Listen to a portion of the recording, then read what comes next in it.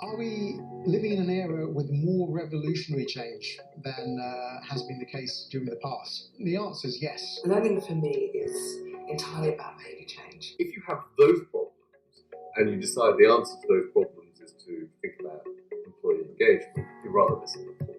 Organisations are changing. The world is changing. The demographics are changing. Who we trade with is changing. We tend to mobilise head office, central teams, go through top-down change that we roll out on the organisation. So why is it we're surprised when there's high resistance and a lack of buy-in to what we're selling? If you look at digital native businesses like Amazon, Airbnb, they don't talk about transformation because they were born digital. Hi, and welcome to the Business Transformation Network's podcast.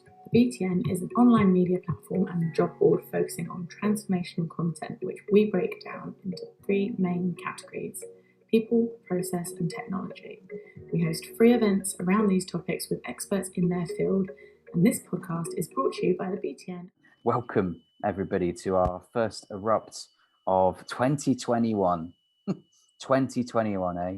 You know, so for those who are joining us for the first time, you're very welcome. There's probably quite a few people who've joined us over the last few months for last sessions. I hope you've had a great start to the year.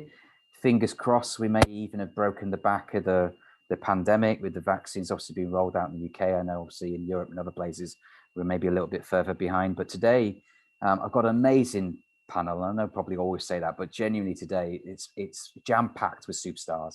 We're extremely lucky that these people have joined us, and we're going to be talking about innovation beyond survival, which I think is a really cool topic.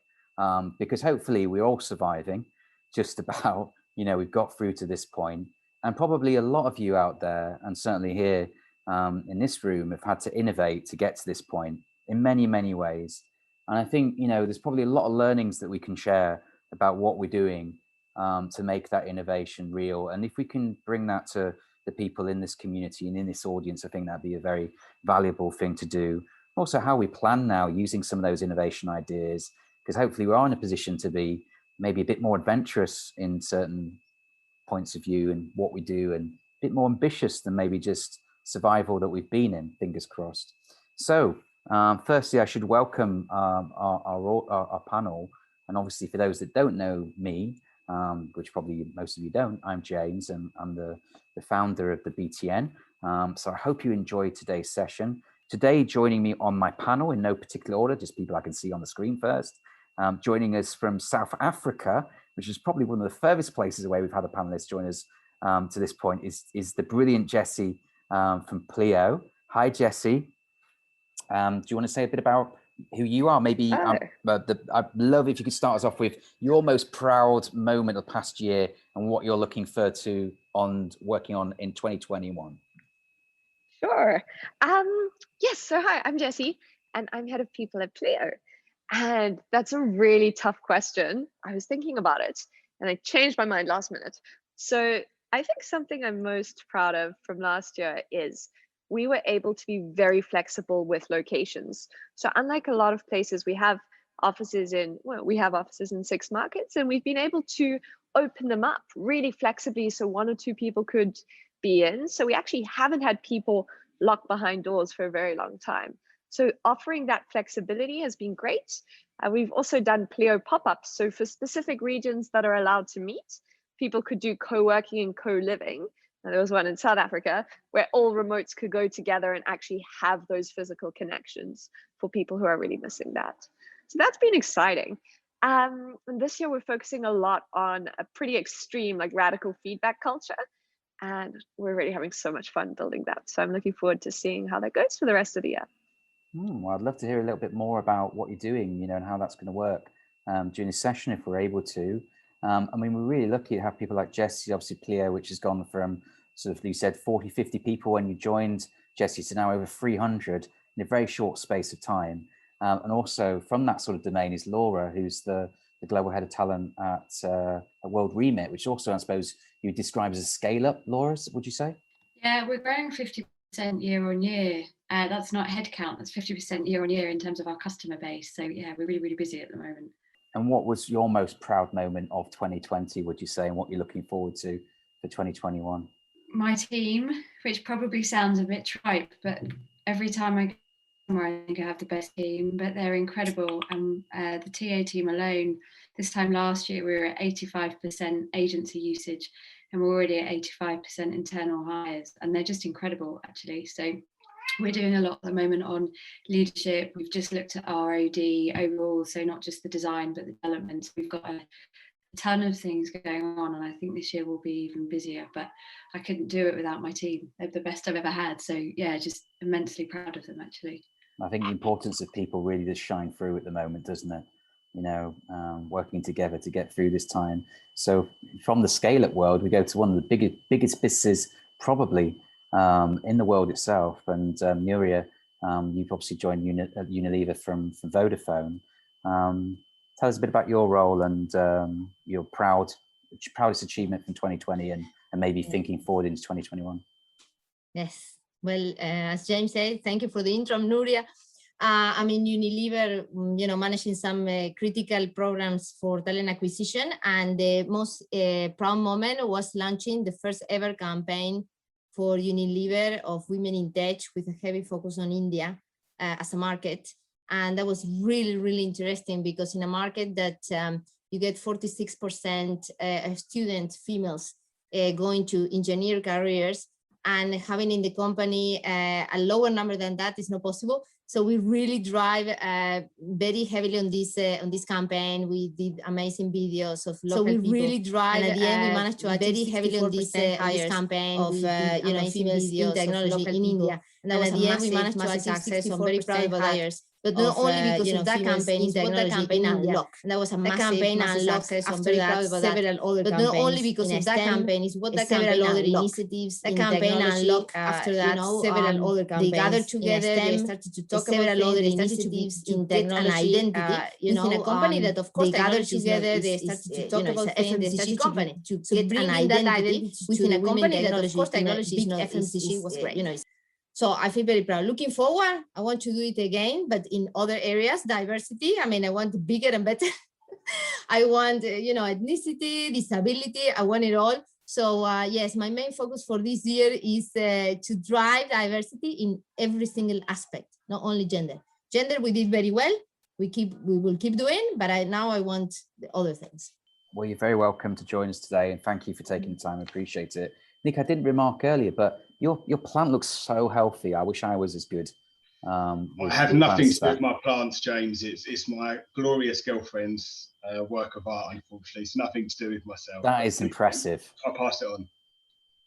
And Nick, so you work for Siemens. It must have been a challenging time, for you as an international business. What are you most proud of in the past year? And tell us a little bit about your role and what you're looking forward to 2021, please. Yeah, absolutely. So I'm the TA lead for the UK and Ireland for Siemens. So my team look after all of our early careers cohort and also our professional hiring as well. So we recruit probably 250, give or take, interns, graduates and apprenticeships, and probably the same in the professional space as well. So it's been a busy year, a very different year as well. And I think similar to Laura as well, the adaptability of my team to really just roll up their sleeves, adapt continuously has just been breathtaking to see.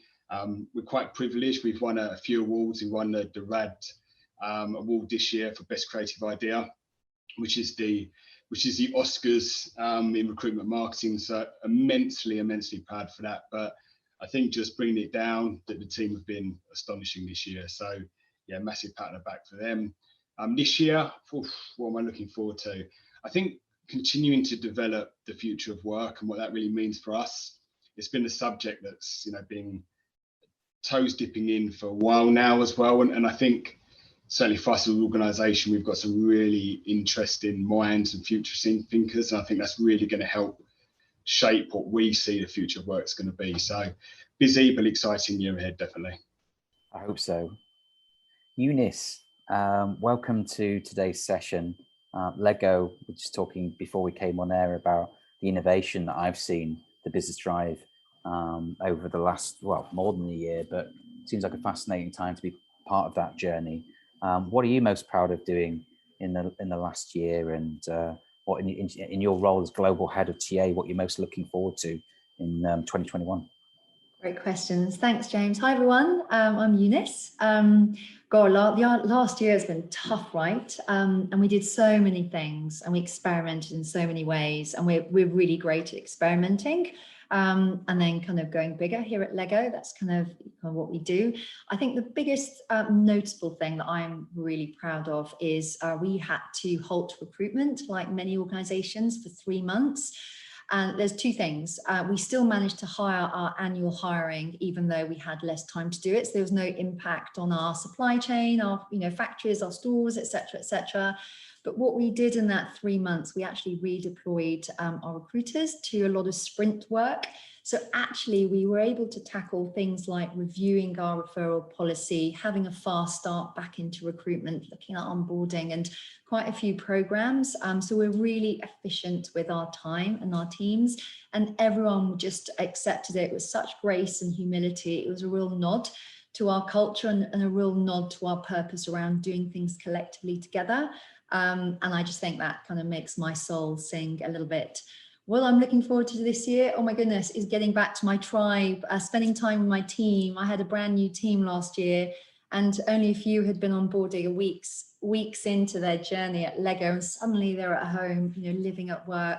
So I need to spend some time with my tribe. I miss them. I miss seeing them. We have done a few random car parks and parks meet up, but it's just not the same being together as a team. So that's definitely a look forward to for me. Yeah, 100% agree with that. Dan, we're back into 2021. What a panel we have. Isn't it a brilliant group of people? We've got 3 of the biggest companies in the world. We've got 2 of the most impressive scale-ups out there. How have you found the end of 2020 from the sessions we did on Adapt and Thrive, and what are you looking forward to now, mate, into 2021, and what's Elements' view of the world? Thanks, everyone. Did something happen in 2020? Maybe. I think so. Wasn't it? Yeah, another one just passed by as if nothing ever happened. I think I mentioned before when we were just sort of in the waiting room, doing these panels is always, for me, it's actually really, really rewarding, sort of hearing perspectives of others. But when I when you sit with the sort of panelists we have today from lots of different organizations, I think it's the sharing of ideas that I sort of personally found. I suddenly wasn't on a plane every week, which was great, because guess what? I had a lot more time on my hands, so I was able to do lots of virtual coffees. I wasn't hanging out in car parks, though, Eunice, I apologize, and parks, but still, and just having the opportunity to just say hi to people, and they sort of turn into like mutual counseling sessions of each of us kind of going through these sort of like what the F moments, and I think that was great. Sort of, and then when I think about the organisation, I think we've all sort of alluded to it as we've spoken now, how our orgs have adapted and actually thrived in this sort of new world. Really, I think if you'd asked me 12 months ago,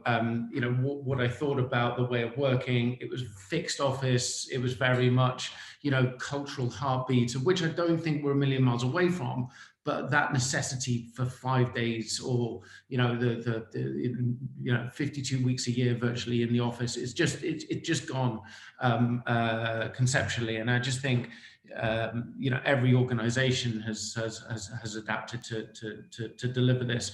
I'm super proud of Elements. I'm also really, really proud of all of our partners as well that we've worked with over the last 12 months, to sort of see the challenge initially and then sort of the flourishing that is happening at the moment. The level of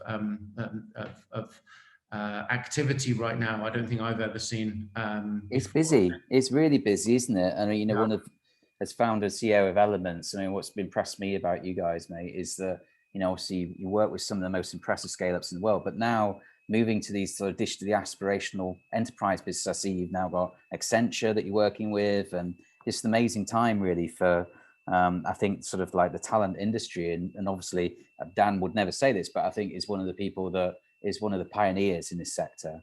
I don't think the embedded model would necessarily exist if Dan wasn't here. So I'm very thankful for him to spend his time with us during these sessions, and he's always got amazing things to say. I'm going to kick off, I think, with our first point, which is around candidate attraction experience. Obviously a big topic, very pertinent at the moment. And my first question is how maybe the past year has opened up new pools of talent and how this might be able to help scaling organizations and lesser known brands. So given Jessie and Laura, you're from scaling organization, I just wondered if you've got a perspective on that, and maybe Nuria as well from a bigger organization, maybe you might be able to join us afterwards to give your thoughts. Jessie. Yeah, sure.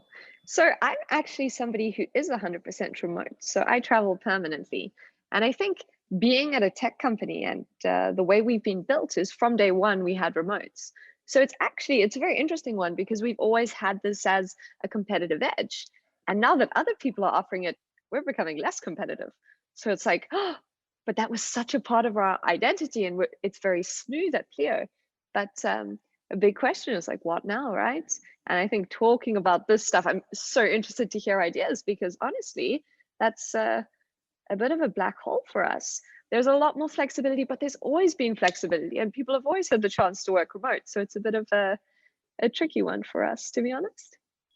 It's really interesting. We're almost the opposite. So we're global. We have people in nearly every country, but we like them to be in country. So if you work in London, we like you to come to the office in London. So we've had a real shift in that, which is incredible for myself and everybody else. So we've opened up an awful lot, which has helped us find an awful lot more talent. So we're hiring product directors that live in Leeds, and we're hiring people in country outside of the in countries that we would usually hire in, which is complex when you think about tax law and all the other implications, but actually quite exciting because we're a global business. We really want to represent our customers. So from that perspective, it's incredible. I think for us, while other companies experienced a hiring freeze at the peak of COVID, which I can't take the credit for because I hadn't joined them by then, but we'd hired 250 people in that time. So we also had access to talent pools that had never heard of us, that probably would never have considered working for us before. And it gave us a real opportunity, I guess, to make the most of, which sometimes sounds awful, incredible talent that shouldn't have been available that all of a sudden found themselves free. Our challenge now, and you mentioned it earlier, I think, James, is how do we keep hold of them? Because after we come out the other side, if we do come out the other side, how do we make sure that that talent that we attracted we managed to retain? And I think a lot of that comes down to internal culture, employer brand, and all of the other elements that, you know, will have an impact on who we attract and how long we keep them for. Very much so. Yeah, I mean, we're going to talk about employee engagement and stickiness later. And I made the point earlier about, I do think that there is going to be a lot of churn this year because people are tired and fatigued in the world of work. But Nuria, has Unilever found that this year has opened up new pools of talent potentially, or what's yes, your no, perspective? for us was amazing because obviously Unilever is very focused on well-being. I mean, it's part of, you know, like the company protected the employees very, very early, and they're really conscious about, you know, keeping everyone safe, no? So that opened remote work, which for this company, that's kind of new, you know, so it's the opposite. Remote is new. So that changed, the fact that we are all working remotely, opened for us the opportunity to hire people in countries that we never thought about hiring people. Again, we're starting to open roles, global position. We typically are on the headquarters, no? Imagine headquarters in the UK, big global position in the US. The fact that we are now all working remotely give us the chance to hire for global roles and give the opportunity to people that is in South Africa, is in India, is in Manila, wherever they are. So the pool of talent internally and externally for us open massively with the fact that the roles are remote, especially for technology. I'm always talking a lot about technology because it's the main remit, but we have to talk about an organization of 5,000 people in technology, no? So this is big. This is a company itself, no? So what we learn is that we can hire anywhere, and that is an advantage for us. And then we have to educate ourselves, because I remember starting at the early beginning about educating our talent advisor in, for example, in Turkey. Hey, this role can be based anywhere. They couldn't understand that because they're very used to have people, you know, in the office, etc., etc. So for us, it was the opposite, but definitely an advantage, and also support diversity. just the only fact that you're hiring someone globally in a different country, already you are building a career path towards that people that they didn't have it before. So yeah, for us it was really good. Yeah, I mean, I'm normally going to take 3 points from our panel, but Dan, I'm just wondering if you want to jump in here, because, you know, so you must support globally your clients in terms of like how they identify talent. Have you seen any trends from your business about how, you know, you've attracted new pools of talent for clients? Or yeah, I think there was an interesting point that was raised before, and this I think level playing field, I think is something that has come about through COVID, and everyone sort of, you know, there's not, well, everyone still has their wonderful offices, the cultural HQs, but it's sort of different from that now. When you couldn't send them to your cultural HQs to go and have a look, and you had to go meet in a park or just over Zoom or Hangouts. So you know, the playing field completely leveled, and you know, we disengaged, I think, as people. So I think that the piece of advice which we've always kind of given, and certainly within our partners, is be as global as you possibly can be from a hiring perspective, and have those, you know, understanding of those talent pools, and all of those bits and pieces are much more accessible than they used to be. I think lots of organizations are certainly obviously following to that beat now. I think the challenge for me is engagement, and engagement not just from when you're doing your interviewing and you've got that great candidate experience, but from the minute you finish interviewing to the minute they start onboarding. I think there's even if that's a month or 2 months or 3 months, we're seeing candidates drop off within that time like we've never really seen before. So actually kind of keeping that experience going right the way through, keeping those touch points going, and obviously, you know, you then when people are onboarding, that onboarding experience needs to be thought about and thought about differently as well. So for me, the way we engage is way more interactive, but then at the same time, there's a real fine balance between what's too much and then what's too little. I think is the conundrum there as well. Thank you. We have our first question from the audience, from Matt. Hi, Matt. Thanks for joining us. So let's get it out there. Great panel. It would be great to get a perspective on hiring of contingent labor versus full-time as we come out of COVID and organizations are still hesitant of fully staffing up, and at the same time managing an expanded work from home team. Does any one or two panelists want to take that, or should I select somebody? I think this is an interesting one. People have been talking about it for years, when government was kind of overturned to an extent and contractors were removed from an IR35 perspective, and it hit us in the UK a lot later because of all the things that have happened in the last few years. I think lots of people talk about the gig economy and how it's growing. Having worked for larger companies and now I guess at a small to medium, it's just my personal view. I don't think a lot of companies are ready for the gig economy. I think they want people to work for them when they want them to work for them. But the reality is it doesn't tend to happen that way, because if you hire me and you want me 3 days a week, but the work negates I'm there for 5 and I've got another contract, it makes it all very difficult. So I think it's utopian and incredible. And in a future world of work, wouldn't it be amazing if we were hired for our skills for a period of time? I think we're a long way off of it. And I think IR35 is scaring people. So we ourselves at the moment, I've spent today, it's probably why I look a bit haggard, reading through 3 sets of different employment terms to say if I'm employing you as an umbrella, a fixed term, a perm, if I'm employing you as a limited company contractor. So I think it's a really interesting topic.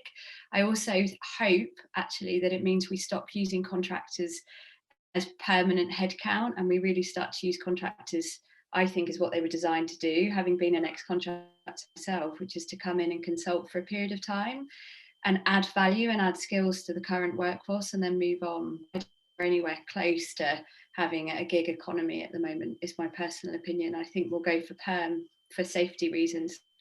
I'm going to move on to the next question. I love this idea of lollipop moments, about creating moments or experiences to delight people. I'm a big fan of it. And I'm really interested, Eunice and Nick, you know, what you've done at maybe Lego and Siemens, you know, the last like 12 to 18 months, and maybe how you measure the success of those sorts of things. Eunice, what have you done at Lego? Is that something that you drive?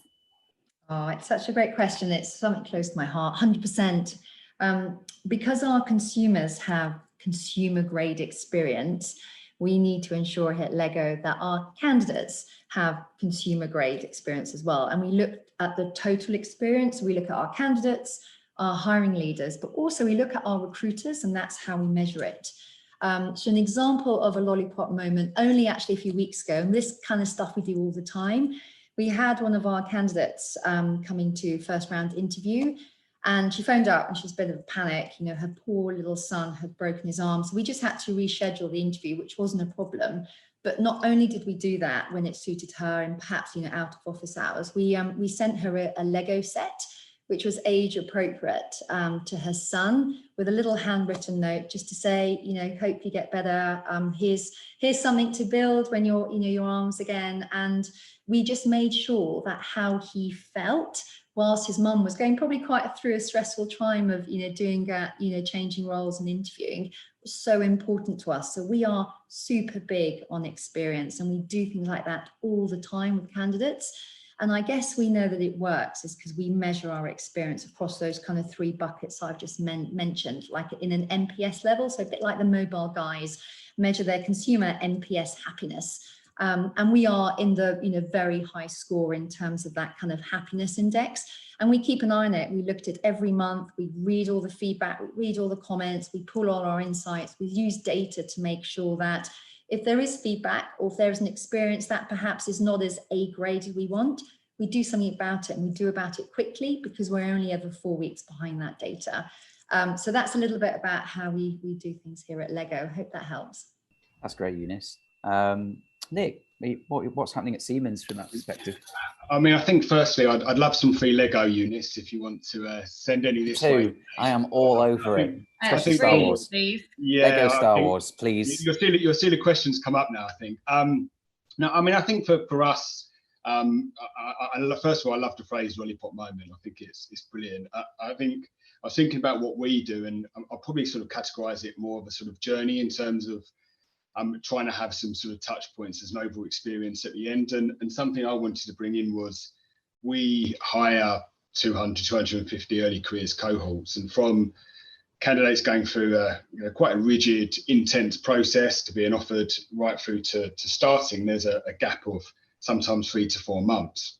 And what we really discovered was, as a team, constant engagement, those high touch points to keep engaged was there. But what was really missing was ensuring that that cohort felt part of Siemens before they'd actually started. So we've now introduced a pre-boarding site where it's individual, it's personalised, and those select individuals who are going to be part of Siemens in 3 or 4 months' time have a dedicated portal and a platform that they can start engaging with, information on Siemens, tips, things you need to remember, but really having a sense of community for those candidates to really feel that they're part of Siemens before they've actually started at Siemens. And this is the first year we're rolling it out, but the feedback so far has been brilliant in terms of just really feeling engaged, really feeling excited continuously with Siemens, but more importantly, feeling like they are part of Siemens before that day one readiness. So for us, it's work. Fingers crossed, so far so good, but I think for us, that's really going to be this time next year, that lollipop moment for us. My question to you, Nuria, and to Laura, is how do we construct the ability to build skill sets in new locations and drive accelerated change in areas such as D&I and digital and tech innovation? That's a big That's field. A big question. There's a big question, Nuria. Do you want to start us off? Yeah, well, I can start. No, I think this is a new world. It is a new world. Let's agree on that. Okay, it's a new world because after this, how I see this is that we have give the opportunity to people to build skills and accelerate skill development that we wouldn't have it before, you know, unless we were remotely. So everyone become far more digital, everyone become far more organized. There are several skills that have been highlighted. And even, in fact, there is several things that say that people is far more productive now and, you know, than before. So there is a change that is happening. So in terms of diversity, coming back to the point of diversity and coming back about where we find these skills, I think the world has opened up, okay? And for a company like big like Unilever, it's not that difficult to, you know, to tap into this talent because they have offices everywhere. For a startup, sometimes it's a little bit of a challenge because you need to think in solutions like how I'm going to hire these people in those countries. What is the entity that I'm going to bring there? So for a startup, there is a challenge in terms of, you know, infrastructure to hire these people. And that's why we have solutions like Upwork, I don't know if you know them, that we work with them. We have been 5 years working with them. They provide freelance, because sometimes you need these people that you don't have in those specific locations. So in my view is that we are going to be attractive if we remain global, if we remain big part remote, and if we, you know, and diversity will come on. Because the moment that you open the frontiers, you know, the diversity is naturally there, no? In many, many aspects, no? So that's how I see it. But still, there is a lot of effort. No? We need to do a commitment. I read a report the other day on McKinsey that it was saying that to achieve balance in ethnicity, for example, it will take us, if we follow this path, it will take us 95 years. If we all collaborate as a companies and if we all work together and we do dramatic change in terms of ethnic diversity, we can accelerate change by 25 years. So it's still a long way to go, but this is an eye-opener where we are right now.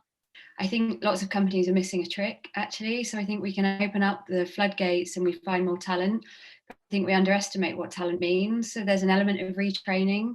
Certainly in the UK, apprenticeship program are incredible.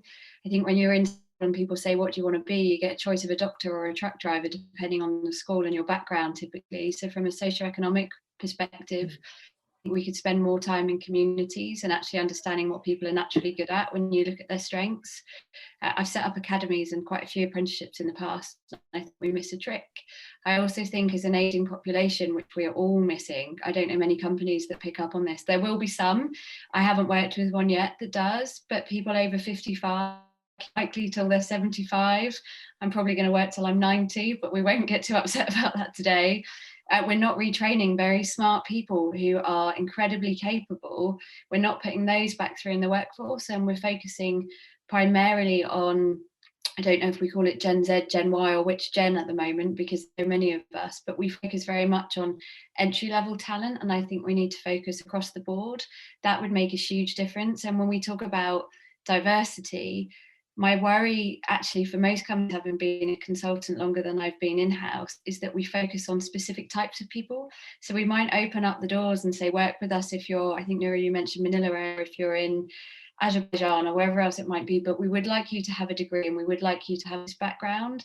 You really get diversity of thought if we take all of that away and we say, what are you naturally good at? I think we have an opportunity finally to do it, and the best companies will do that. I think the others will be held behind. EY did a report a long time ago on this, which was, do those with degrees outperform those without? Actually, they don't. So I'd argue there are on occasions you need to really think about education for the right role, but we have a huge opportunity to just fully go global and to people we wouldn't have dreamed of talking to before. So I think that's how we make a difference. Yeah, no, that's great commentary. Yeah, Dan, have you got a point there? I was just wondering, because I think this is such an interesting point when we talk about, I actually call it, just shaking off the shackles of the CV. And I think that we have a job as, TA professionals and people experts to work with our stakeholders, just to help them shake off that crutch of a CV or a portfolio, or that person went to that university. I think it's an ongoing thing, but I just wonder, just anyone really from the panel, how we help our stakeholders go through that journey, because I agree with you, the diversity of thought is absolutely, when you take people, they may well be in another part of the world, but if they still studied the same thing and they still come from the same sort of socio-economic background, it's still that same thought. So, the shaking off the shackles of the CV, I think, is actually the key for us as the people experts. I was just wondering about your thoughts on that. There's training on D&I, which we're doing at the moment, and bias, but that only takes you so far, and you can blind sift your CVs, and we can talk about all of these different things, but we're all human and we're all a bit biased, whether we like it or not, so it will come in at some point. I think I mean, it probably sounds like a really obvious answer, not be overly helpful, but I think you start small. You put a little academy in somewhere where you might have someone that's open to it, and then you put another, whether you want to call academy or a returnship, and then Eunice mentioned looking at the data. I'm a really big believer in that. So start to look at the data, actually, how much more are they delivering? Are they delivering the same amount? Are we thinking of different things? And even when you think cross-departmentally, it's, if a people team get together to solve a problem that they couldn't solve, they're probably not going to be able to, because they're solving a problem they couldn't solve, but chuck someone in from tech who thinks differently. So I think it's being really careful about the groups you put in. I'm naturally quite fortunate because everyone thinks I am white, but everyone thinks I'm educated, middle class. I'm council estate, biological dads in prison, gay women. So I talk to a lot of people who think I'm wealthy and do really well and think I have a degree. I'm 38 and I've just got my first one.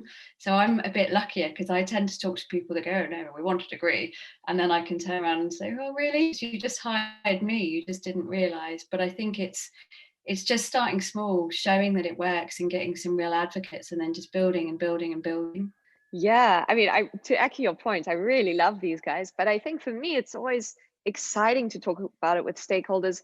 And if you go a little bit beyond once you've hired, so we have we're 300 people, we have over 50 nationalities. We come from all over the world because we've done remote hiring for the whole time we've been around. So we have all these different things, and that looks great if you look at us as a whole, but it's all about how you build these teams together and how you solve problems. So if you look at our product org, the way we mix and match is very much like, did you guys work at the same company? And if they did, we don't ever pair them together. So it doesn't matter, in my view, it doesn't matter the type of problem the company is trying to solve as much as it matters which team is trying to solve the problem. So how do you put together the most interesting team of different types of thinking? Because you often have tons of it in your company already.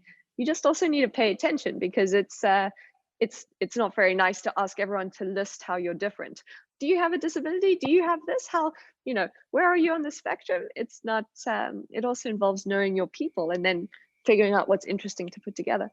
Jessie, if you don't mind, I'm going to ask you a question that's come from Amy, actually, which is related to that.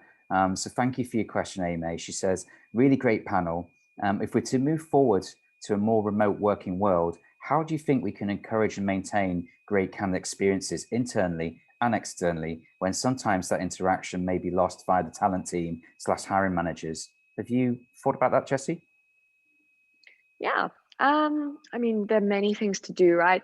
It's all about, I think this is where, when you're chatting about the lollipop moments and stuff, it's even at scale trying to treat people as individuals. So it doesn't have to be that different of an experience if you're all doing it together. So how do you make these different connections with people? And then the second you can be physical and in one place, I think, don't underestimate that. So just because you work remote, when everything opens, right, it doesn't mean you have to never see people. So it's really making the most and really focusing on moments where you come together that you really, really make the most of and get to know people.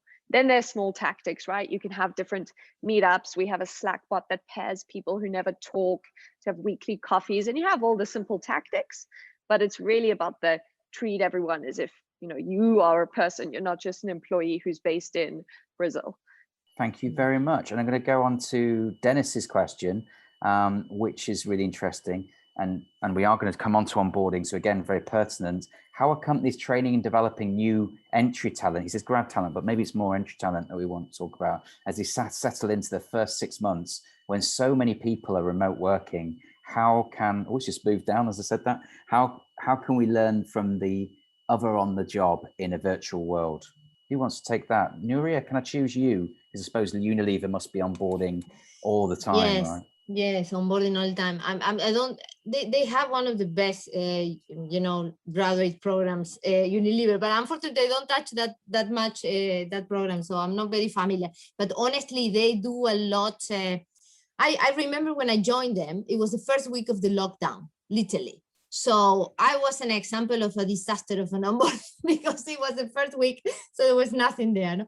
But now it's very, very organized, of course. They do a lot of virtuals, a lot of virtual, a lot of, live conference, a lot of beautiful products, So it's about sending all these products, the same as Eunice was saying, They send a lot of amazing basket with many products, and they get them engaged. And the process of selecting, this is the key thing. The process of selecting the graduates is very immersed in the culture, no? So there's a lot of, touch points there on the culture and the company, etc., before even they get selected. So that opportunity takes like 6 months, the whole process. So that opportunity brings them very closely to the culture. And when the moment they get selected, they feel already they're there, you know what I mean? So it's a very, the graduate program is very, is one of the highlights of Unilever in hiring. Nick, did you want to add to that? Because I imagine Siemens is doing a lot in this space as well. Yeah, absolutely. And what a challenging time to start potentially your first ever role in a virtual environment. And, I guess looking at even my team, I've got an intern and graduate that I've met once in the last 12, 14 months as well. So, I think for us is really probably two sides. One, from a talent acquisition perspective, to ensure that onboarding is as smooth as possible. Secondly, really ensuring that the business are set up to ensure that onboarding is as seamless as possible from their side, but also really connecting with the current cohort and community of grads, interns and apprenticeships. So we've done a huge amount of work on creating communities, really ensuring almost like a larger buddy system really for people coming on board, really to ensure that they do have those touch points, they do have those people to work with, to really hopefully make it as seamless or as relatable as it can be, but in a virtual world. We're never going to be able to replicate a face-to-face meeting, meeting someone at reception and taking them to their desk. That's the beauty of those first days, but really ensuring that communication is probably that little one level higher, engagement is exactly the same as well, and just making sure that constant communication really has seemed to have a bit of effect. Yeah, and moving on to the next question about this evolving remote landscape. How do we create, you sort of started to answer this, Jessie, less silo teams, introducing different teams to new starters, helping them map the business landscape, increase awareness of structure and boundaries. So I know, Jessie, you gave a few thoughts there. Is there anything you wanted to add to that?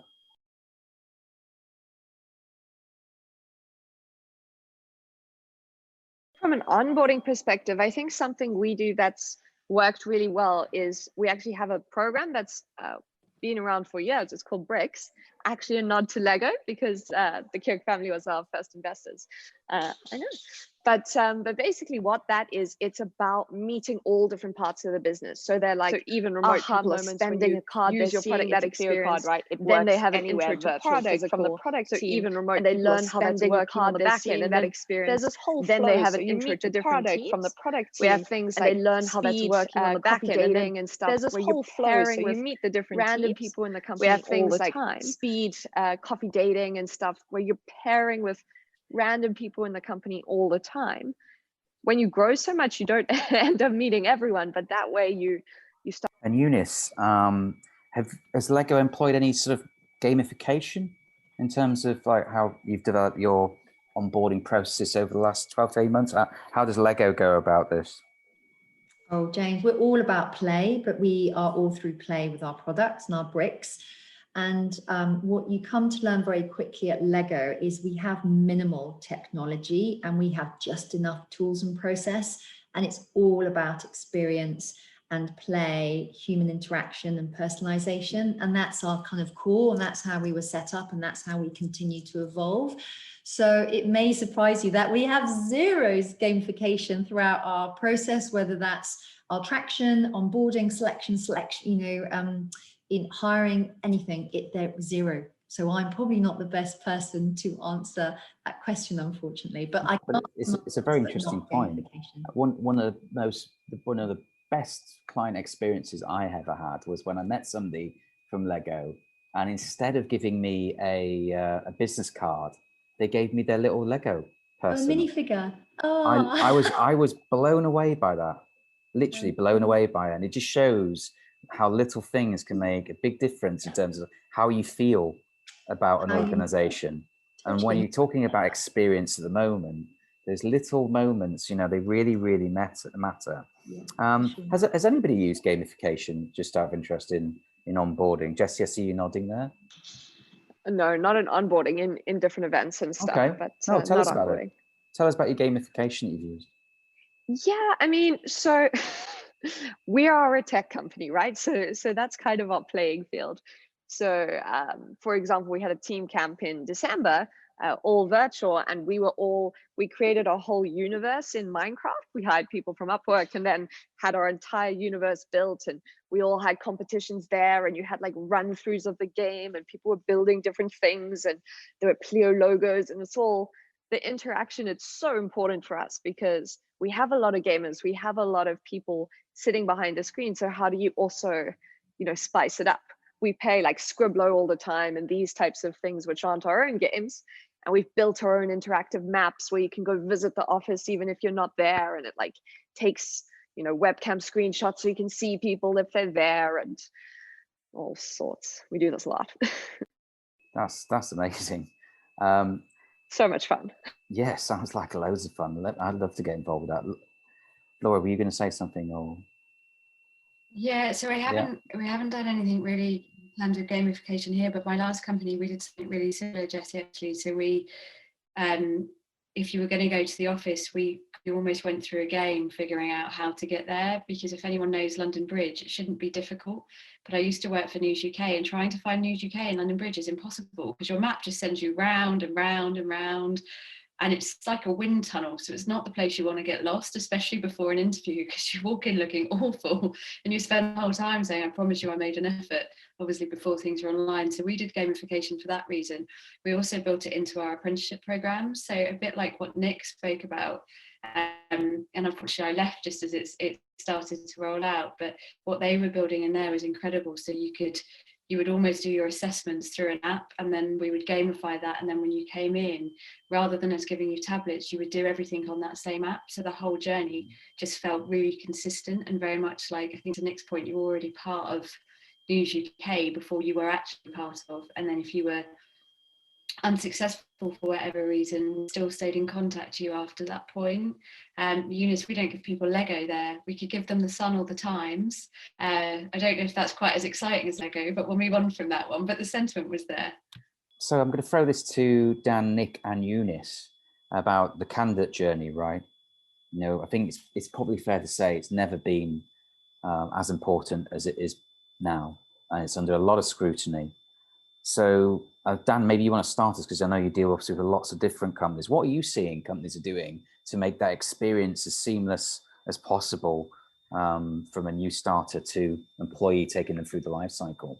Yeah, I think it starts even probably further down the track than that. From, you think about the very first outreach, you think about the way that you want that messaging to come across, you think about the sort of level of personalization, the thought process that goes into it. I don't think any of our partners, or Elements as well, we're in a huge stage of hypergrowth ourselves. We don't want our brand detrimented within the way that we message, and we want to be thoughtful about the way that we message. And I think if you were, the way that sounds from Unilever's perspective to Lego's perspective to WorldRemit's perspective to Elements, etc., we're all going to have a different tone of voice. And I think it's really, really important that tone of voice comes out at the very beginning and then continues the whole way through, and the way that you're sort of delivering that. I think there's been lots of different ways of continuing engagement right the way through, since this sort of wonderful world of remote began. And I remember talking about this 10 years ago with Skype, when they were sort of doing, people were we were hiring for Skype engineers in Palo Alto or Tallinn, and we were trying to find people all over the world. But I think that the word engagement is probably much more relevant today, not just within our candidate experience, but also within our existing employees, and to aid retention as well, and kind of keeping that part. I think if we just talk specifically about the candidate experience to onboarding, and just kind of, we touched on it just before. I think my sort of underlying thought, and sort of hearing everyone here, and I guess this is not going to come as a sort of an outlandish piece of advice from anyone who knows me, is that always trying to think differently, and always, you know, I don't want us just to be like, oh wow, we've got this great idea, but you know, how can we be innovative, and how can we keep being mindful about what it is that we're doing, and that mindfulness, I think, is even more relevant today. And I think someone alluded to it about the way that we're working currently. What might be the way of us engaging with people prior is different today. Flexibility, being aware of people's different situations, being mindful of them, whether it's, you know, Eunice and you know, sending that poor boy a Lego set, or any of the ways that we think about things, you know, making a much more personalized experience for our candidates, for our people. And I don't want to just talk about candidates, but also talk about our people. I think that's the real key to success today, and that level of personalization from the very top of the funnel all the way through, I think is part and parcel of that. And then there's no one size fits all. Everyone is unique with their culture. Thanks, Dan. Eunice, we talked before about lollipop moments. Do you have specific moments that matter in the candidate journey that you think about, that maybe you've improved, or you've put new processes in over the last period? Another great question. We've not changed our process. We just adapted and augmented to a more virtual environment, because I think our processes and what we were doing was pretty solid. And we tend to do micro adjustments rather than big change here at Lego. And I guess the beauty of what we do with our candidates is we manage our recruiting workload very, very tightly. So we only ever have a certain amount of capacity, which means recruiters can really give that personalized, high touch approach to our candidates and hiring leaders. And then what we do, we have this incredible team who do all our interview logistics, etc. And they only get a certain number of candidates. So candidates suddenly feel that they've got access to the recruiter, they've got access to these amazing coordinators, and they feel really, really looked after. They know what's going on. They have high touch comms. They get feedback. They know about the next stage. They get sent gifts by Lego with handwritten notes from hiring leaders. They have text to say, welcome, you know, good luck on your final interview. Their offers are either FaceTimed or through Teams. And then if you wrap that all up, you have candidates in a very discombobulated world, very virtual, who've never met anyone at Lego, who've never even seen an office, thinking, I had a really good experience. And for those candidates who don't get an offer at the end of the process, that we hope they still walk away, and I'll say it again, with like a consumer grade experience, because all our candidates are potentially consumers, and we're very, very mindful of that. So we try and understand the moments that matter, and we try and ensure that the people who interact with our candidates have a really good, consistent experience throughout.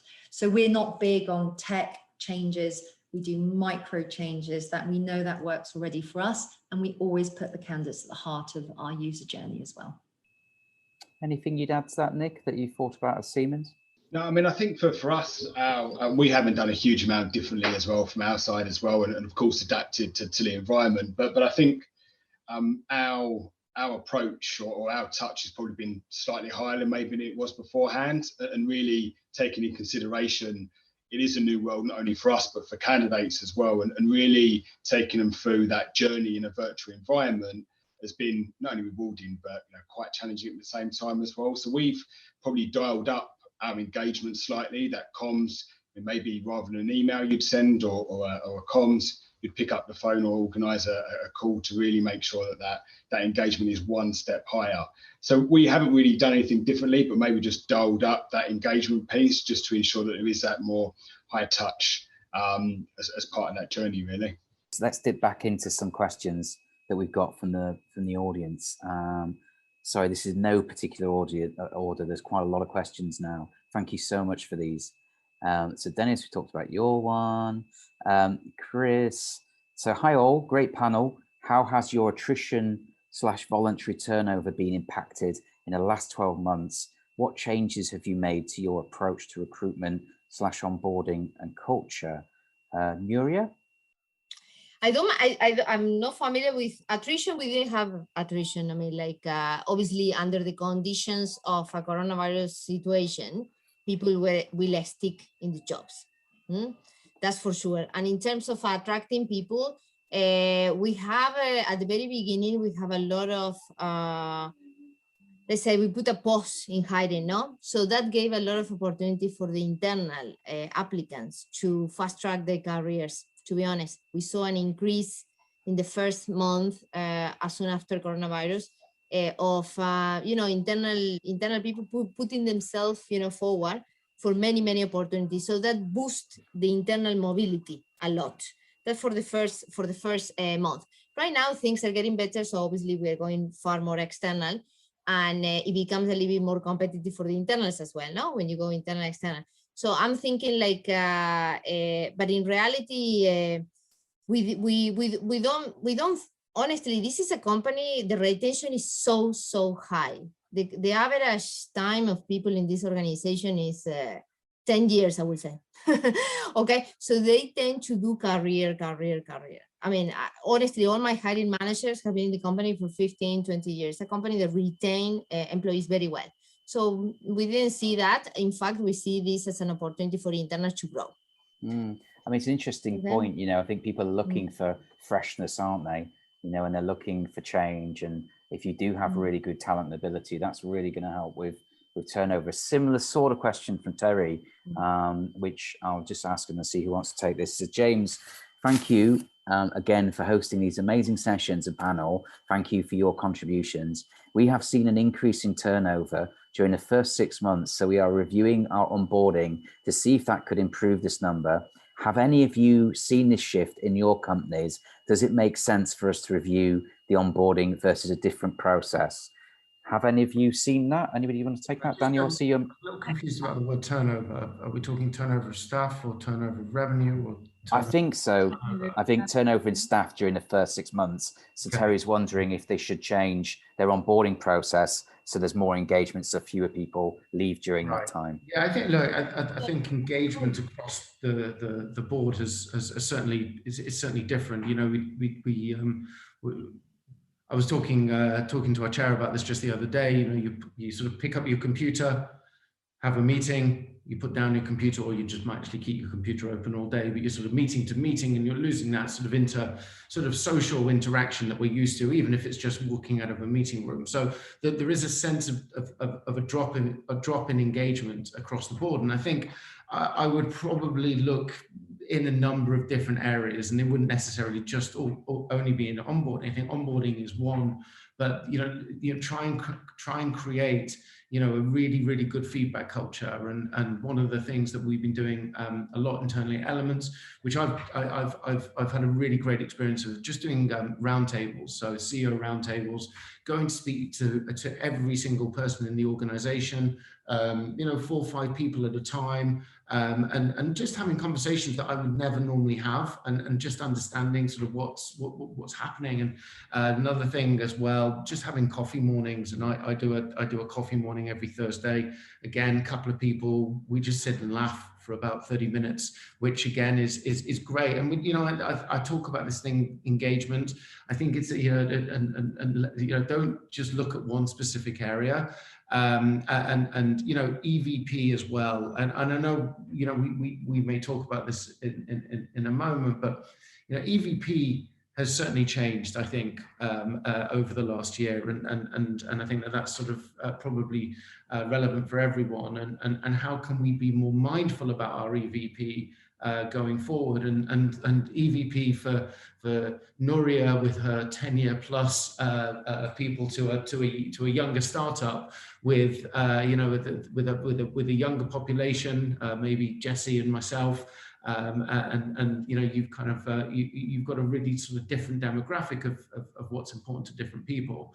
So I think the EVP is a sort of an ongoing evolution. And then my final thought on this is how can you keep investing in great employee experiences, and that for me is part and parcel of what it means to work at that organization. And every organization is going to have different things. One thing for us, for example, is we just rolled out something called Wow. We're immensely proud of it. It's your way of working. We didn't realize it was well when we thought about your way of working, but then someone happened upon it in a meeting. But literally, you want to go anywhere in the world, great. We'll all have a conversation. We'll try and make it work, but let's be flexible about the way that we want to work. So I think it's everywhere, James. I'm sorry to be slightly disingenuous with my answer. No, that's great, Dan. Let's just keep going through these questions. Thank you guys for putting these at us. They're really, really good. A question here from Aditya. In current new COVID impacted world, unemployment rates has been skyrocketing. So what procedures are companies following or using to protect their employees? What process should they follow? Anybody want to take that one? Okay, we created a technology internally called Flex. I mean, this already existed, but we really encourage, for example, the first year. Now I'm talking about the first year of the pandemic. We really encourage to people to volunteer themselves, their time, to work in different projects. Okay, so we created this tool. It's like an internal job portal. But all those jobs were for 10 hours a week or a specific time. And we allow them to touch different areas, also learn something new and utilize, their time into different things that needed immediate action. So in that way, we flex, the talent, the availability of them, and also secure the job, to be honest, in some cases. Anybody else want to add to that from the question from Aditya? Or I will move on. Okay, I'm going to move on. Thanks, Aditya. Laura, by the way, has had to drop her CEO, needs to talk to her urgently, and these things have to take precedence. Question from Jessica. Thanks, Jessica. This is an interesting question.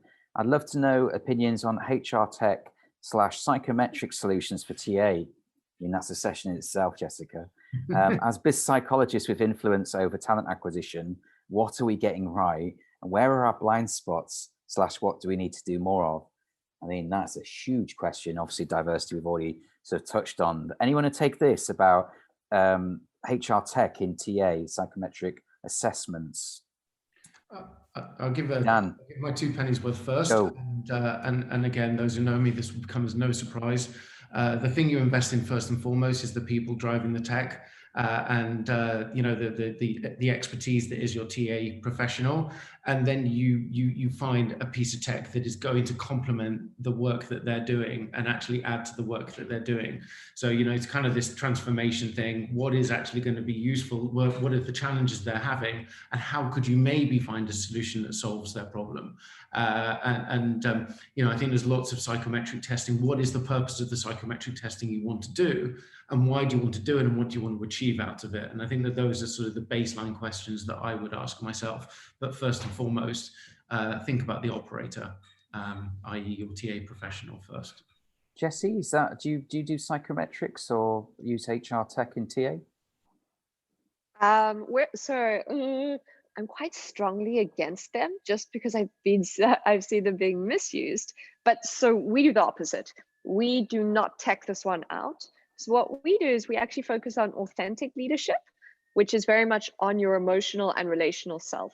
And so we focus heavily, we invest here a lot on leadership courses, just trying to get to know ourselves. It's kind of like group therapy in a work setting with your colleagues, offsites and stuff, where you start to learn how you work together, how the group complements each other. So it's a qualitative, non-psychometric psychometric, because you kind of figure out the same types of things on how you work and what you bring and what you don't bring. But it's not giving someone a report and saying, this is what your person looks like. Here are the things they'll probably never develop, which is, I think, our hesitation against these types of things. Yeah, I mean, I think I'll just echo what Daniel said as well. And I think we've probably been guilty, I've seen in the past, including now, where we've just had all this fantastic tech saying, you must use this is what you need it for, etc., and really taking a step back and actually identifying, do we need it? Is it going to add value? And if it does, what value is it going to add? So we've been using assessment, psychometric behavior in our early careers for many years, and probably over the last couple of years in the professional space, through to senior management, right through to professionals management level. And we're going through an exercise realistically at the moment with a provider where pretty much what I've just said. We're going to take a step back, evaluate what we're actually using it for. Is it adding value? Yes. If it's not, then do we really need to use it, or do we need to revamp, look at something slightly different? And what I've seen in the past as well is a behavioural assessment is a yes or no, taking someone through a process. And that's the worst thing anyone can do, almost disqualifying someone based on the result. If you're not using them correctly, and as Dan said as well, you need the people behind that to understand what these results actually mean, to be able to articulate that, to make an informed decision. And I think if you can answer those questions and answer them the best you can, then they're good. But if it's a yes or no, and a lot of people, organisations do, then forget about it. Just don't even bother looking into technology. I mean, I think we are going to talk about recruitment technology and AI a lot into the future. It's obviously here to stay. And there's a big evolution from what I can see as a recruiter in this space. From the classical sort of YSCs through to challengers and the digital arena like 10X, Professor Peter Savile's third iteration. So yeah, really interesting question, Jessica. Thank you for that. Let's move on to talk more about employee engagement stickiness, because I think this is such an important topic, as we come through, touching towards somewhere, towards the end of the pandemic, maybe, or certainly, hopefully, to a point where we can manage the situation a lot better. I think there is going to be more turnover as people think about the future. Nuria, you talked about, talent mobility as a way to keep things fresh and that change that maybe people, are looking for. But let's talk a little bit about how we maybe develop a culture of feedback, and have maybe a culture that's willing for adaptation and change. How do we make that more of a reality? Jessie and Dan, I'm going to start with you, if that's okay. Can I be really, really cheeky here and ask, because I'm intrigued by some. I think the answer is yes, but go on.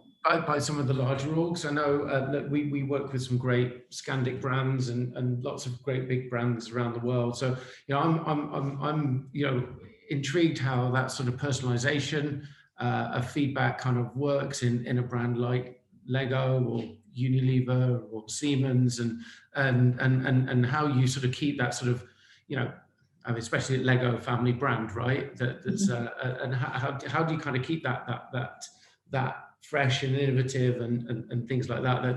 That's super. Sorry to sort of hijack the question slightly. No, mate. Look, it sounds like everybody's been thrown under the bus for this one. So get ready to answer it, because Dan has put you on the spot there. But Jessie, do you want to start off while Eunice, Nick, and Nuria think about that? Yes, I'll buy you guys some time. So what we're doing is we focus a lot on radical candor.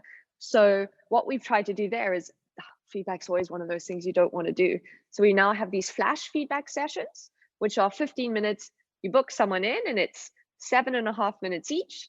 You can give one piece of good feedback and one constructive or critical piece, and it has to be evidence-based and specific. And because you come in with the intention to give feedback, you then cut away all the stuff, and that's what you've been told to do. So you actually can go quite deep, and the amount you get out of it is the same with an hour call where you dance around it for 45 minutes. So we're doing those types of things and trying to make it really like a popular thing to do, like quite like oh cool, you give better feedback than that person, and that's been working really well so far. I mean, it's after 5 now, so I'm starting to feel a bit more controversial. I'm going to throw it out to you though, Jessie. Is that easier to do in a scale up than it is, say, say a Unilever or a Siemens or a Lego, where you've got 300 people, they've got tens of thousands of people? Is employee engagement that much easier in your sort of size of business, do you think? I suppose this type of thing, if we're talking about feedback, it comes to the underlying principles of philosophy. If you're giving feedback, it must be blameless. There must be no negative consequences. Shouldn't be any fear around it. So if a big company, and I know so many big companies have awesome innovation parts, it's like the specific part of them. So I'd say it depends. But if you have that blameless, we're listening, we're open, we're in this together culture, I don't see why not. Eunice. I knew this was going to come to me. And it's here. It's a great question. So we have a leadership program at Lego called the Leadership Playground, where everyone's a leader, all 18,000 of us, right? And we have 3 core anchors which underpins this philosophy and this movement, and it's a real cultural movement, and it's around being brave, being curious, and being focused. And with this very immersive program comes a lot of feedback. Now, I've worked for something like 21 brands. I've never had as much feedback in my life in the last 2 years at Lego than I have in my total career. And maybe because we're Danish, we're still family owned, and that comes with a huge amount of responsibility working for a family owned business, but also a brand like Lego.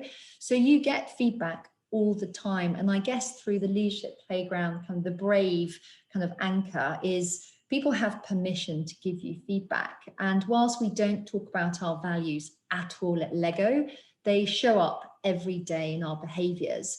And if you are seeing a behavior or a trait which actually is not aligned to our values, is not aligned to our leadership playground anchors, you call it out. And to Jessie's point, you do it in just a very factual database way. There's no blame, there's no, repercussion, there's no emotion. It's look, I observed this. This is how you made me feel. Perhaps you'd consider X instead.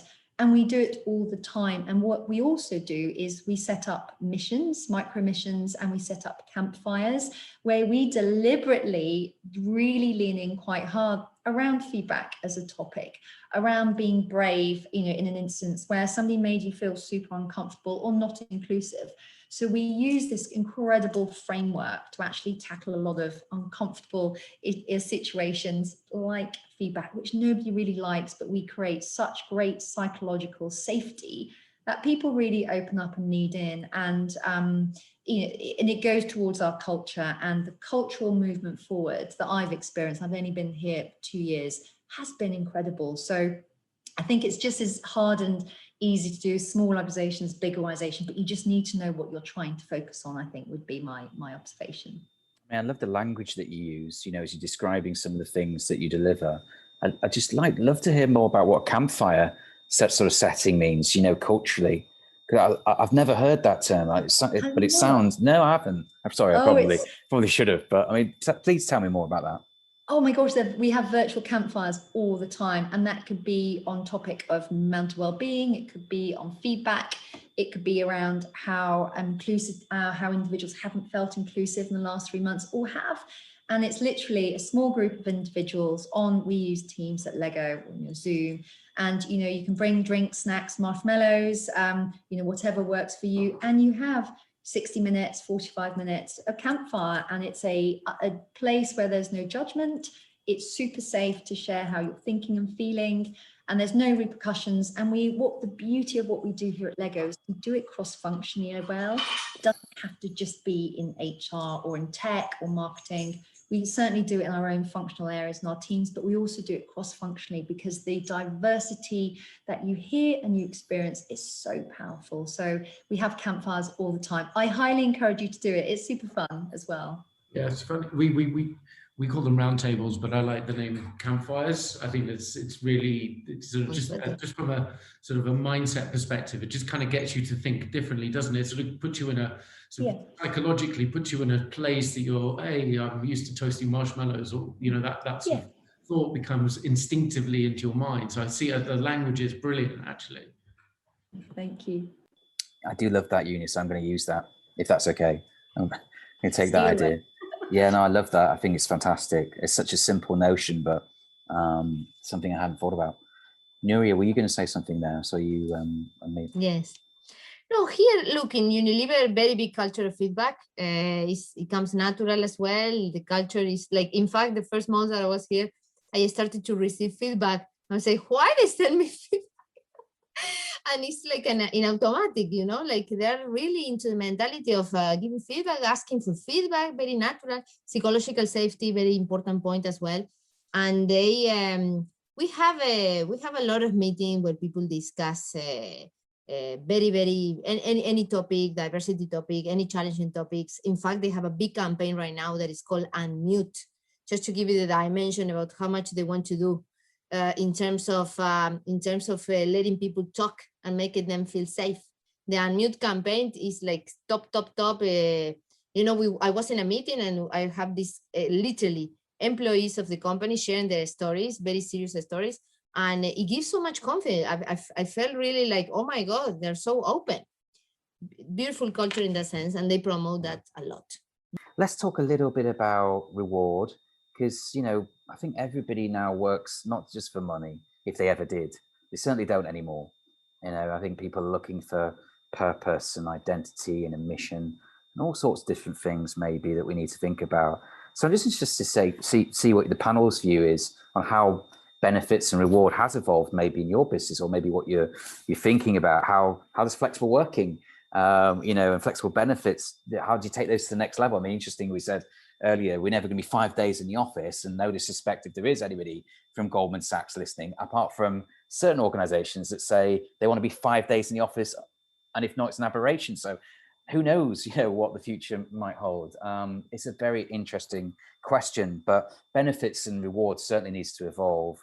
Who's been thinking about that? Nick, what does Siemens think about flexible working, and how do you build that into your TA attraction process now with a hybrid workforce into the future? Yes, I think flexible working, just what that means compared to what it meant 12, 14 months ago has vastly changed, right? I think even probably my naivety when I thought flexible working, it meant going into the office or working from home. And now it is really, what does the employee want? So I think for us, we introduced, and maybe we've been a little bit ahead of the curve in terms of what that means, but we introduced in July this year our global remote working policy. So anyone, anywhere in the world can work between 2 to 3 days anywhere in the world remotely. Some really great press and fantastic for us as well. But what we also introduced is something called ELF, employee-led flexibility. So it was really empowering our employees in terms of what does flexibility look like for you. And that doesn't mean, you know, do I need to go into the office only, or, you know, what does my hours look like? It was really level playing field. What does flexibility look like for you? So maybe it's changing the job slightly, so stacking your hours, taking time in lieu as an example, looking at you know, different ways of working within a team, you know, splitting your role as an example as well. So really empowering our employees to make that choice in terms of what flexibility is for them, rather than just putting it in a box to say you either work from an office, you do 9 till 5, this is what it's going to be. So all of our job descriptions, a lot of our comms now, it's right at the bold statement at the front. This is what our flexibility means for us. Check out what it means. And that really gives us, not only as employees, but attracting people as well, you know, the opportunity to dictate what they want to do in terms of their work pattern. Maybe I can add to this from a different side of the flexibility, but I love that, Nick. Really cool that you guys actually got that through. It's not easy to do. But for us, actually, I've re-looked at the whole idea of flexibility in terms of benefits. So why am I, as head of people, choosing what benefits other people want? So what I'm actually going away from is like, let's fight for X learning budget, or Y, I don't know what I'm doing, extra holidays, or whatever the case may be. Oh, people can, I don't know, go on this and this course. So instead, what I'm trying to do, remember we have the Pleo card, right? So people can just spend responsibly, is try to cut away, like they have the bare bones of benefits, and then anything we want to introduce, I want to delegate. So this is what we suggest. Here are some guidelines, but you choose what you want here. What does it speak to? Maybe chat to your manager, but there's no approval process. You can then focus if you want to really go to a course and that's the thing you want to have as a benefit, then go do it. But I'm not going to come and tell you, this is your benefit. Today, you're going to do this thing you don't really care about so much. So it's really hard, but it's a really fun sort of experiment as well. And to apply globally is fun. Mass flexibility, Jessie, right? That is exactly what it is. I love it. I think it's awesome. There's a really interesting idea that we've been sort of playing around with. We've not sort of managed to solve it yet, but it's sort of in the line of everything we can talk about. It's just having a smorgasbord of benefits, and what sort of works for one person might not work for another person.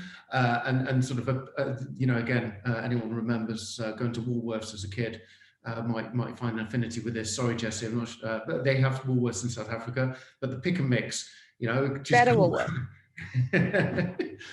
go and have the pick and mix and what fits well for you. One of the things that, you know, and again, this may not be particularly innovative, but certainly from our organization, we're still super young, 5.5 years old, just rolling out a reward statement and then understanding, okay, well, you know, here is the total value, but how can you utilize the value more usefully for yourself is how we want to iterate and think about that. And that is, you know, we think about flexibility being about where you're working, but I think it's about how you're working and how you're engaging and what's important to you as all of these things as well. So yeah, I love that sort of idea. Yeah, I want to add one thing only. Beautiful idea, Jessie. No, here in Unilever, for example, they do everything in like a pilot, no? So right now, the first pilot on 4 days a week work week for everyone is in New Zealand. So they're doing that right now, making sure, you know, the data is, you know, it's accurate, it's working, and if it works, it will be potentially extended. Okay, so New Zealand right now work 4 days a week. Great. Eunice, is anything happening at Lego in terms of how you've evolved benefits? Well, we've done a huge amount, and we really focus, because we're family owned and we're very family centric, because our products is typically for under 12, although we have a huge adult following, myself included. We've actually looked at what we would like to do from a family perspective, and we've just rolled out new family caregiving leave. So if you are the mother or the father, partner of that child, you get 8 weeks paid a year to have off. So it's usually it's the father, because our maternity cover is pretty good, which means you can have 2 months off, you can have 2 blocks of 4 weeks off, which is actually quite revolutionary. If you're a new parent, if you're a new father, having 2 months safeguarded from your first 12 months of your child's life is phenomenal, and it's fully paid. And I've just had one of my guys, roll off in the whole of January. He took it off, and he's taken July off as well. And he's just said made the difference having those first few weeks supporting his partner, and then knowing that he's got a 6-month baby that he can then spend 4 weeks. It's just phenomenal. So we do things like that, but we're pretty family centric with a lot of our kind of more updated benefits for sure. Just a quick comment there. We do actually 8 weeks for dads or secondary caregiver and 24 weeks for mums. But the idea is to try and make it more equity, right? To balance that gap, because women often feel, flip, I'm going away for a year. It's the Nordics, year and a half. I'm coming back and my peer is now getting so much further ahead. But we it's super cool as dads. It's very like a proud thing to do, to take it off. And the mums are feeling so much more supported. So also on that side of things, it's phenomenal. It's great, isn't it, Jessie? Yeah, brilliant insights. Firstly, mums and dads, and how can we be more thoughtful about this and more aware of it, for sure, absolutely. Just wanted to echo from our sides, very much almost trying to be matching as much as possible. So we've probably got time for one last question, and then just some closing remarks, which is unbelievable, really. It's gone by so quickly. Thank you so much, everybody, for such a brilliant session. And it sort of like fits on to what we were just talking about. And I think, Dan, I'd like to hear your point of view first, if that's okay. And it's this notion about boundaries, about we're working from home a lot of the time now, and where does the boundaries fit in or stop in this hybrid world? And how do we ensure that there's a difference between both like different teams and work and home, and what's happening out there? What do you see and what do you think, Dan, from this point of view? Well, look, as a parent, single parent, I definitely have had my boundaries somewhat crossed in the last year, and then some. My son's still off school. I'm waiting for him to come running into the house, and my mum just walked in before. So if there was ever a better example, then thanks for coming to me first. But I think we all have had that challenge. But I think as organisations, I sort of speak on behalf of obviously Elements, and I know the partners that we work with really, really well. But I think mindfulness is really the key, and being aware of those things. And I remember on another panel that we did, someone made a very very fair point that women's rights have potentially set back maybe 10-20 years because of COVID, and because of the way that our boundaries have changed. So I think mindfulness is the word that I would think about, but I also think about people's mental health massively. We've just rolled out mental health first aiders. The team are actually going through their training currently. And I know myself, just as a parent, you're sort of one hand you're here, and then I actually had my kid just there, right there next to me, doing his 11 plus, which was mentally taxing for him. And then also, you know, you've got your meeting going on and you're like, sorry, what?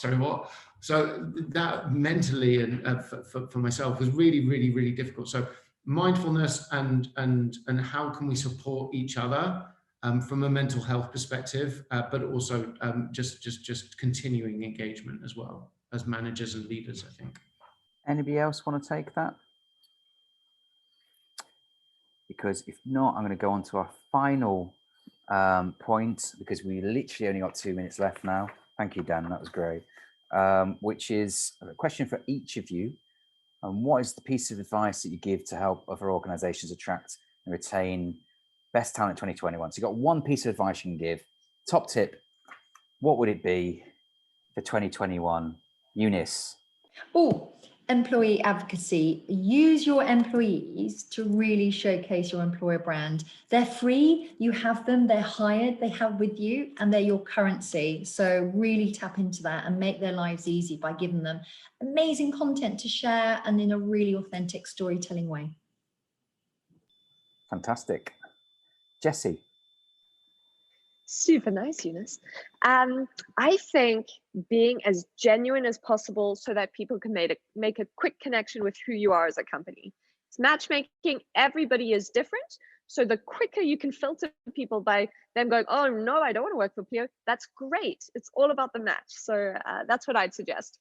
Don't hide behind a wall, just try to be completely genuine. Nick?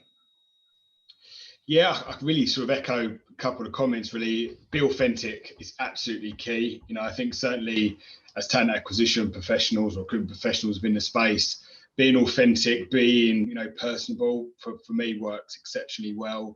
You know, keep communicating and also be bold. You know, I think we're in a really exciting time at the moment. Put your flag in something and go with it would be my advice as well. I like that a lot. Nuria. Yes, for me, it will be make diversity the key priority. Investors, you know, I was talking with our VP of HR, you know, and she said that was in a meeting with investors, and they literally asked the question, you know, what are your plans in diversity, okay, for Unilever? So for me, diversity is the currency in the next 10 years about, I mean, it will definitely unlock a lot of growth. So it should be, and it's great to see that it's like at the top of the agenda, you know, in an authentic way now. Dan.